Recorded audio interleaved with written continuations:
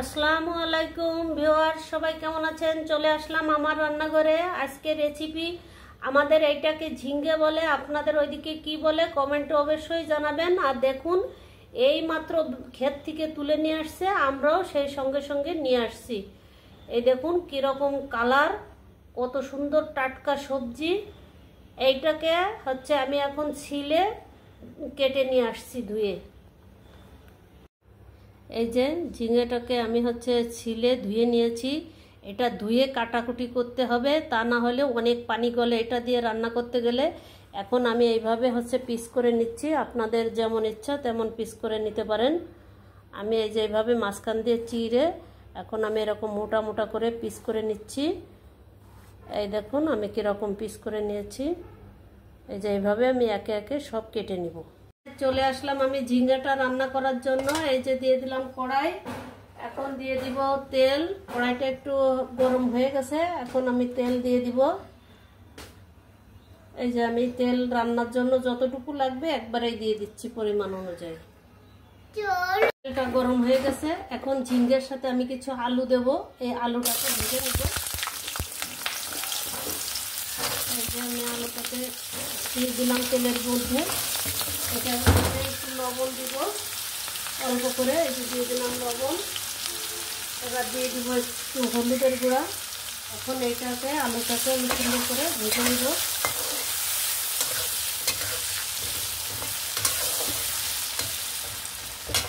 আলুটাকে আমি একটু ভেজে নিয়েছি, এখন দিয়ে দিব কাঁচামরিচ কুচি। এই যে দিয়ে দিলাম কাঁচামরিচ কুচি। এটাকে আর একটু নেড়ে নিব। এখন দিয়ে দিব আমার শিলে বাটনা করা মশলা। এই যে জিরে, হচ্ছে রসুন আর পেঁয়াজ, এইটা আমি একসঙ্গে বেটে রেখেছি শিলে। এই যে দিয়ে দিলাম। এখন এটাকে একটু কষিয়ে নেব। এটার মধ্যে আরেকটু দিয়ে দিব হচ্ছে লবণ, দিয়ে দিব একটু হলুদ,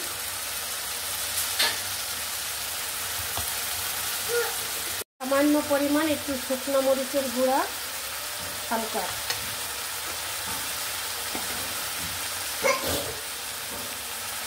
এখন এটাকে সুন্দর করে আমি কষিয়ে নিব।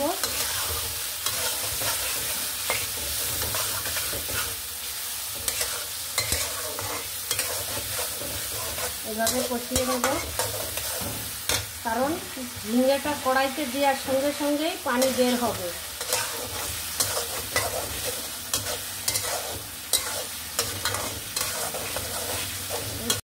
এই যে আমার মশলাটা কষিয়ে নেওয়া হয়ে গেল, এখন আমি কেটে রাখা ঝিঙ্গাগুলো দিয়ে দিব। এখন শুধু পানি বের হবে আর পানি। এখন এইটাকে আমি এইভাবে উল্টিয়ে পাল্টিয়ে নাড়তে নাড়তে অনেকটা পানি বের হয়ে যাবে তরকারি থেকে। এইভাবে এটাকে কষিয়ে নিব আমি ভালো করে।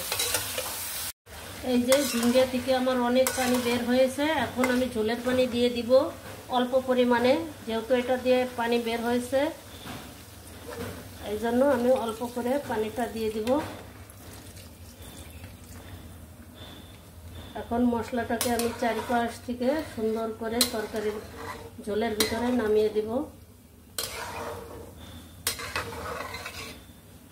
এভাবে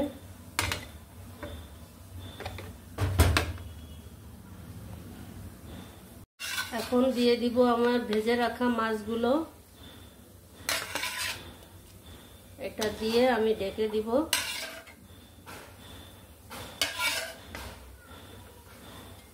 এই যে এভাবে দিয়ে দিলাম। এখন আমি এটাকে ঢেকে দিয়ে রান্না করব কিছুক্ষণ। এই যে আমার ঝিঙ্গে রান্নাটা প্রায় শেষের পথে, আর একটু ঝোল কমবে নামিয়ে নেব। এই যে হয়ে গেল আমার ঝিঙ্গে দিয়ে রুই মাছের পেটি মাছ দিয়ে রান্না। আপনাদের কেমন লাগলো অবশ্যই জানাবেন। আমার পেজটাতে লাইক ফলো দিয়ে পাশে থাকবেন, আমার চ্যানেলটাকে সাবস্ক্রাইব করবেন, আর অবশ্যই আমাকে কমেন্ট করবেন। ভালো মন্দ সব মিলায়ে সবাই ভালো থাকেন। আজকের মতো এই পর্যন্ত, ফিরবো অন্য কোনো রেসিপি নিয়ে। আল্লাহ হাফেজ।